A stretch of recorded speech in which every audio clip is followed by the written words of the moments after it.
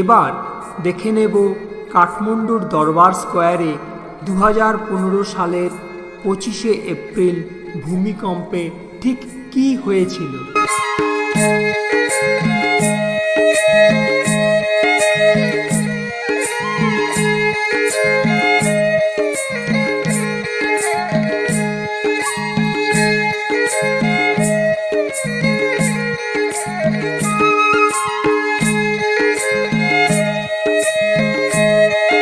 ভূমিকম্পের 2 বছর পর পৌঁছালাম কাঠমান্ডুর সেই দরবার স্কোয়ারে।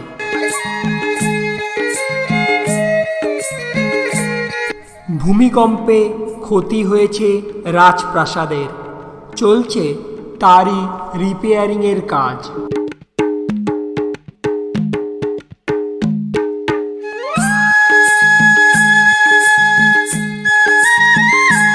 এই দরবার স্কোয়ারের সমস্ত বাড়ি এবং মন্দিরগুলি বিধ্বস্ত। পুরানো কাঠমান্ডুর প্রাণকেন্দ্রে অবস্থিত এই দরবার স্কোয়ার আসলে প্রাসাদ, প্রাঙ্গণ, মহল আর মন্দিরের সম্মিলিত রূপ।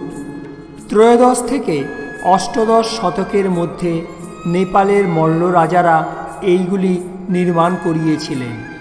তৎকালীন সময়ে এটি ছিল নাগরিক সভ্যতার প্রাণকেন্দ্র। প্রবেশ করলাম কাঠমান্ডুর বিখ্যাত জীবন্ত বিগ্রহ দেবী কুমারীর মন্দির বা কুমারী বহালে। 1757 সালে রাজা জয়প্রকাশ মল্ল বৌদ্ধ বিহারের অনুকরণে এই মন্দির নির্মাণ করিয়েছিলেন। নেপালি স্থাপত্য শৈলীতে গড়া অসংখ্য মন্দির, মহল ও প্রাসাদের সমষ্টি কাঠমান্ডুর দরবার স্কোয়ার, যা ইউনেস্কো ওয়ার্ল্ড হেরিটেজ সাইটের মর্যাদা লাভ করেছে 1979 সালে। দেখলাম নৃসিংহদেবের মূর্তি, কাঠের তৈরি মহাদেব ও পার্বতী দোতলার মধ্যখানের খোলা জানলা দিয়ে উঁকি মারছেন। এটাই হলো শিব পার্বতীর মন্দির। তৈরি হয়েছিল রাজা রানা বাহাদুর শাহের আমলে।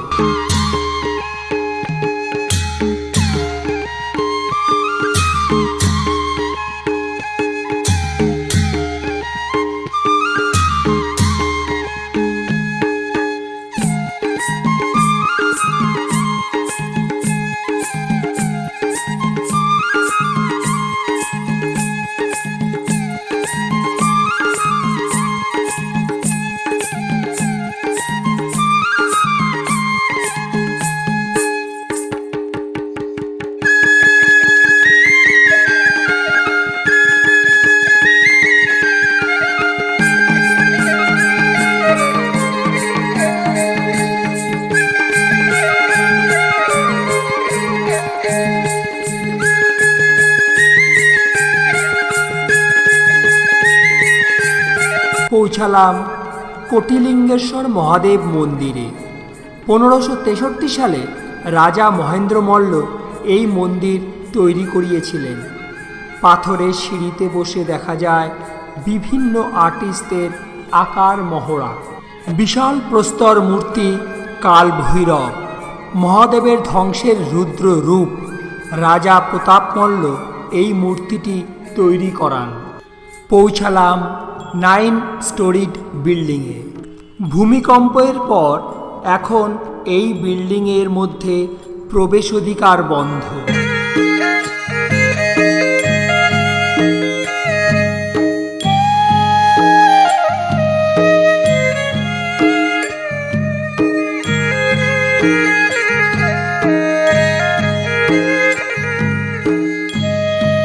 তেলেজু মন্দির 1564 সালে রাজা মহেন্দ্র মল্ল এটি তৈরি করান। উচ্চতা 36.6 মিটার, 3টে ছাদ, 12টা স্টেজের প্লিন্থের উপর তৈরি। না, এটা কোনো স্ট্যাচু নয়, মন্দিরের জীবন্ত প্রহরী।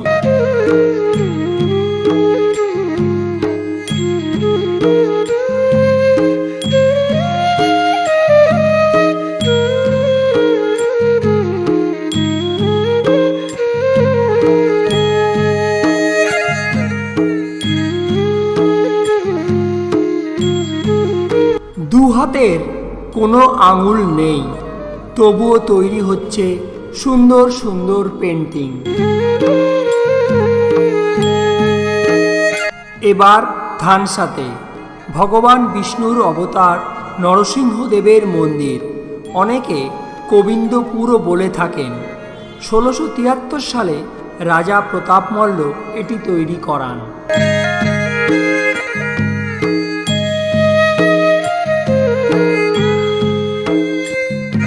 দরবার স্কয়ার থেকে বের হয়ে এলাম নেপালের অপর এক ঐতিহাসিক পীঠস্থান বৌদ্ধনাথে। 600 খ্রিস্টাব্দে তিব্বতের রাজা সাঙ্গাসেন গাম্পো বৌদ্ধ ধর্মে দীক্ষিত হবার পর এই বিখ্যাত স্তূপটি নির্মাণ করেছিলেন। সাদা রঙের সুবিশাল স্তূপের সোনালী শিখর দেশ এবং উপরের অংশে আঁকা ভগবান বুদ্ধের অনিমেষ লোচন এক ভাবগম্ভীর পরিবেশ সৃষ্টি করেছে।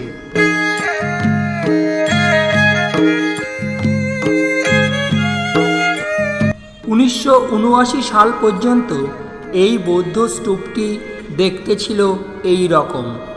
তারপর 1979 সালেই এটি ইউনেস্কো ওয়ার্ল্ড হেরিটেজ সাইটের মর্যাদা পায়। বর্তমানে বড় বড় পৃথিবীর বৌদ্ধ স্তূপগুলির মধ্যে এই বৌদ্ধ স্তূপটি অন্যতম, যার উচ্চতা 118 ফিট।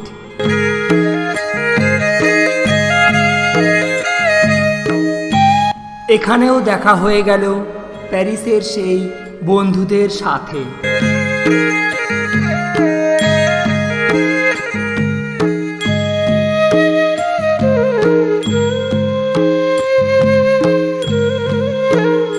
স্তূপের চারিদিকে বসানো মণিচক্রগুলি ঘুরিয়ে প্রদক্ষিণ করতে করতে সন্ধ্যা নামল। তারপরেই রওনা দিলাম কাঠমান্ডুর হোটেলের দিকে।